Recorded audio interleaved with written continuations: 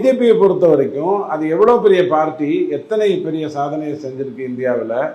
உலகத்துல கிட்டத்தட்ட 35 நாடுகள்ல உயரிய விருதை நரேந்திர தாமோதர் தாஸ் மோடிக்கு கொடுத்திருக்காங்க. நம்ம ஊர்ல ஒரு பத்மபூஷன் வாங்கணும்னா நீங்க பெரிய சாதனை செய்து உங்களுக்கு ஒரு 4 பேர் ரசிகரா இருந்து பத்மபூஷனுக்கு உங்களை பேரை விண்ணப்பிச்சு ஒவ்வொருத்தரும் கிட்டத்தட்ட 20 நிமிஷம் டைம் ஸ்பெண்ட் பண்ணி அதுக்கு அப்லோடு பண்ணி அது மாதிரி பல ஆயிரம் பேர் பண்ணா உங்களுக்கு பத்மபூஷன் விருது கிடைக்கும். அந்த மாதிரியான ஒரு நாட்டுல பாரத் ரத்னானா எங்க இருக்கு? அந்த மாதிரி 33 நாடுகள்ல போய் விருது வாங்கி இருக்கிற ஒருத்தருடைய பார்ட்டியை வச்சுட்டு நீங்க பேரு பொருத்தத்தை வச்சு பேசுவீங்கன்னா ரொம்ப சந்தோஷமா இருக்கும். அதனால இதெல்லாம் ஒரு ஆர்வத்துல வந்தது. இது காலத்துக்கு நீடிக்காத ஆர்வம் நியாயமானது. அவங்க எதையோ தேடுறாங்க. அது அந்த 4 மில்லியன் சப்ஸ்கிரைபர்ஸ் முட்டாள்கள் இல்லை. அவங்க எதையோ தேடுறாங்க.